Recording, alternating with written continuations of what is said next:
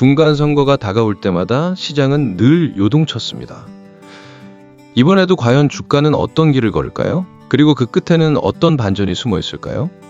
오늘은 이 긴장감 넘치는 이야기를 함께 풀어보겠습니다. 먼저 주요 인물들의 관점에서 하나씩 정리해 보겠습니다. 2025년 8월 잭슨홀 미팅의 무대. 파월 의장의 메시지는 묵직했습니다. 연준의 목표는 언제나 물가 안정과 최대 고용 유지에 있습니다. 그러나 현실은 달라졌습니다. 고용 시장은 둔화되고 있었고 물가는 서서히 진정되는 흐름을 보이고 있었습니다. 파월 의장은 이러한 상황을 배경으로 금리 인하의 필요성을 암시했습니다. 동시에 강화되는 관세가 물가를 다시 끌어올릴 수 있다는 점을 우려하며 금리 결정 과정에서 이 부분 또한 중요한 변수로 고려될 것임을 시사했습니다. 그의 성향을 바라볼 때 눈여겨봐야 할 점은 그는 과거 변호사 출신이면서도 통계적 사실과 데이터에 대한 집착이 강하다는 점입니다. 실제로 그는 연준 의장 취임 후 기자회견에서 우리는 데이터에 의존한다는 말을 여러 차례 반복했고, 한 통계에 따르면 그의 발언 중 경제 지표를 직접 언급한 빈도가 전임 의장들보다 20% 이상 높았습니다. 이런 맥락에서 금리 인하는 단순한 숫자 조정이 아니라 국제 무역과 정책 불확실성이 얽힌 거대한 장기판에서 데이터를 근거로 움직이는 중요한 수라고 느껴집니다. 동시에 재무장관 베센트는 단기 국채 발행 전략을 전면에 내세우고 있었습니다. 장기 금리가 여전히 높은 상황에서 장기물을 대거 발행하면 시장이 흔들릴 수 있다고 판단한 것입니다. 그래서 그는 단기채 발행을 통해 재정 조달 비용을 줄이고 당장의 금리 충격을 완화하려 했습니다.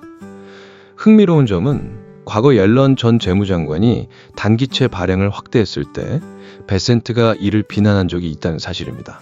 당시 그는 단기채 의존이 위험하다고 지적했지만 지금은 오히려 단기채 발행을 선택한 상황입니다.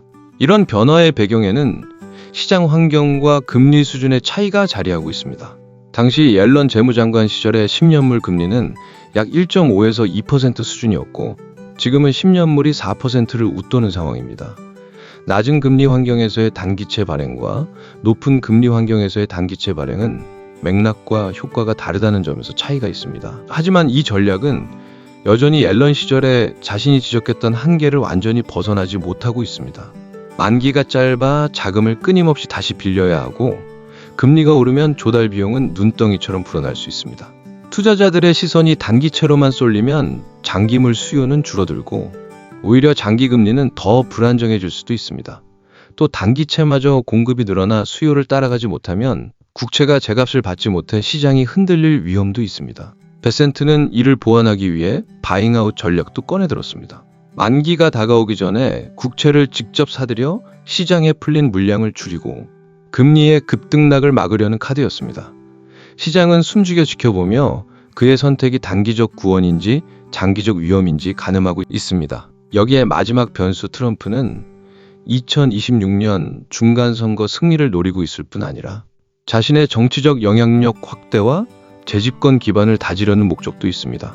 그는 단순히 선거만을 노리는 것이 아니라 지지층에게 어필할 수 있는 경제 성과와 정치적 드라마를 만들어내려는 스탠스를 보이고 있습니다. 특히 사업가 시절에 보여준 특질은 이번 선거 전략에도 그대로 녹아들 수 있습니다. 트럼프는 과거 부동산 프로젝트에서 과감한 차입과 과장된 홍보를 통해 주목을 끌고 위기 상황에서는 돌파구를 찾아내며 자신에게 유리한 판을 만들어내곤 했습니다. 이런 태도는 선거에서도 마찬가지로 위기를 기회로 전환하고 불리한 여론을 반전시킬 이벤트를 만들어내곤 했습니다.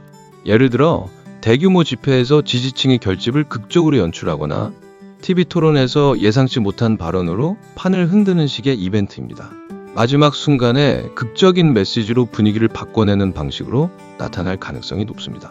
그러나 만약 이러한 이벤트가 미국 경제의 기초 체력과 충돌한다면 상황은 달라집니다. 관세나 규제 완화가 단기적으로는 지지층 결집을 이끌 수 있지만 장기적으로는 인플레이션을 자극하거나 재정 부담을 키워 시장 불안을 증폭시킬 수 있습니다. 그렇게 되면 일시적인 정치적 효과는 없더라도 경제 전반에는 불안정성과 충격이 커져 투자자들에게 재앙이 될 수 있습니다.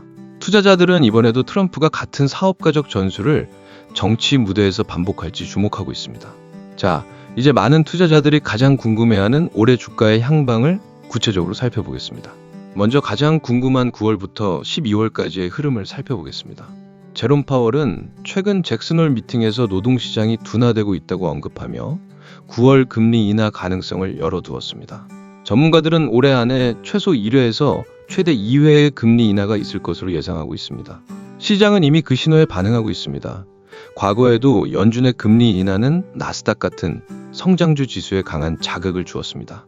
성장주는 전통적인 가치평가 도구로는 설명하기 어려운 종목들입니다. 예를 들어 엔비디아, 테슬라, 구글처럼 현재의 이익보다는 미래의 성장 가능성과 혁신에 대한 기대가 주가를 이끄는 기업들이 대표적입니다. 2019년을 예를 들어보죠.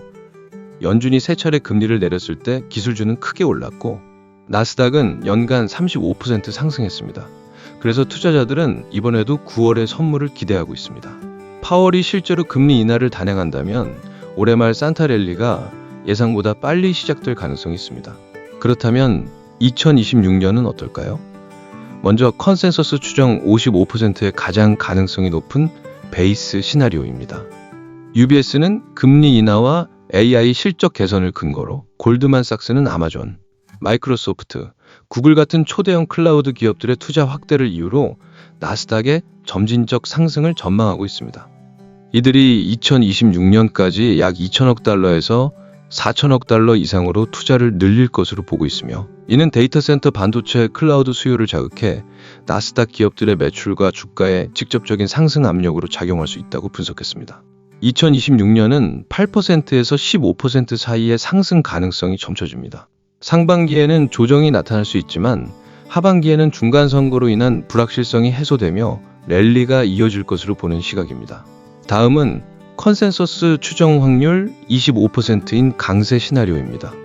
골드만삭스와 모건 스탠리 같은 기관들은 강세 시나리오도 제시하고 있습니다. 금리 인하와 재무부의 발행 바이백 전략이 맞물리면 2025년 말 나스닥이 10%에서 18% 상승할 수 있다고 봤습니다. 흥미로운 점은 골드만삭스가 앞서 베이스 시나리오에서는 좀 더 보수적인 그림을 그렸다는 것입니다. 즉, 상황 전개에 따라 두 가지 다른 경로를 동시에 제시한 셈입니다. 또 모건 스탠리는 2026년에 AI 기업들의 설비 투자 규모가 5천억 달러에 이를 것으로 보고, 이 모멘텀이 선거 이후의 랠리로 이어져 12%에서 20% 사이 상승 여력이 있다고 분석했습니다.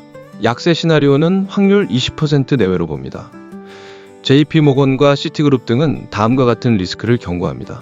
첫째, 서비스 물가와 임금 상승이 예상보다 끈질겨 물가 상승률이 점차 낮아지는 흐름이 멈추고, 경기는 침체되는데 물가는 오르는 현상인 나쁜 스태그플레이션이 나타나는 상황입니다. 이 경우 연준은 금리 인하 속도를 늦추거나 일시 중단할 수 있어 밸류에이션 압축이 커집니다. 둘째, 이익 사이클 둔화입니다.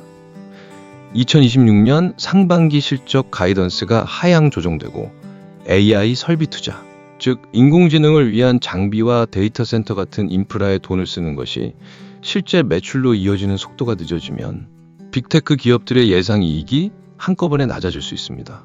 셋째, 금융신용 변수입니다. 예를 들어 상업용 빌딩이 공실로 남아 수익이 줄거나 중소은행이 대출을 제때 갚지 못해 불안정해지면 문제가 생깁니다. 이런 불안이 커지면 투자자들은 위험을 피하려고 안전한 채권으로 몰리게 되고, 위험이 큰 기업들이 돈을 빌릴 때는 훨씬 더 높은 이자를 요구받게 됩니다. 바로 이런 이유 때문에 신용 스프레드가 커지게 되는 것이죠.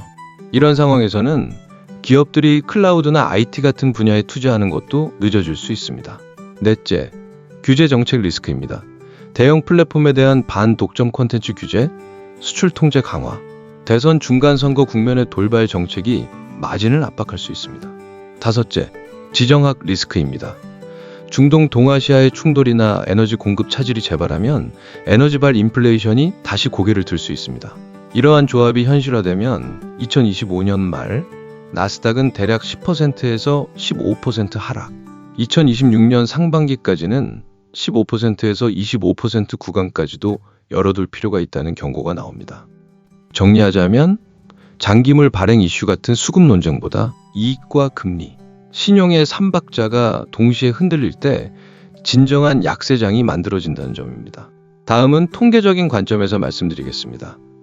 통계적으로 보면 선거 전해, 선거해, 그리고 선거 후 해의 흐름은 뚜렷한 차이를 보입니다.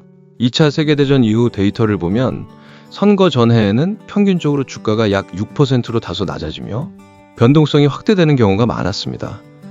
그러나 선거 직후 해에는 불확실성이 해소되며 평균적으로 10% 이상 상승하는 경우가 많았습니다. 이런 패턴은 나스닥에서도 비슷하게 나타났고, 특히 중간선거 다음 해에는 강한 랠리가 펼쳐지는 경우가 잦았습니다.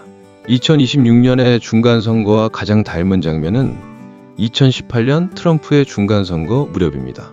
그때도 무역 갈등과 긴축 우려가 겹치며 2018년 10월에서 12월 나스닥이 20% 가까이 밀렸고, 12월은 대공황 이후 최악의 연말로 기록됐습니다.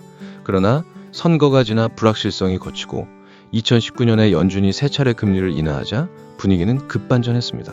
2019년 나스닥은 연간 약 35% 급등했고, 정책 피벗과 기술 실적 조합의 위력을 시장은 온몸으로 체험했습니다. 다만 전통적 밸류에이션으로 보면 현재 주가는 이례적으로 높은 구간에 있습니다. 역사적으로 꼭지 국면에서는 기존 지표만으로 설명이 어려워지면서 새로운 지표와 서사가 등장해 가격을 정당화하는 패턴이 반복되었습니다. 통계적으로도 높은 밸류에이션은 가장 큰 위험 요인으로 작용합니다. 결국 시장에서 가장 나쁜 뉴스는 단 하나, 비싸다는 사실입니다. 오늘은 여기까지입니다.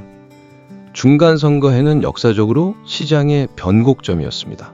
2026년 나스닥은 그 공식을 다시 한번 증명할까요? 아니면 새로운 공식을 쓰게 될까요? 여러분은 어떻게 보십니까? 오늘도 함께 해주셔서 감사합니다. 구독과 좋아요, 그리고 댓글로 여러분의 전망을 들려주세요. 다음 시간에 더 흥미로운 이야기로 찾아뵙겠습니다. 감사합니다.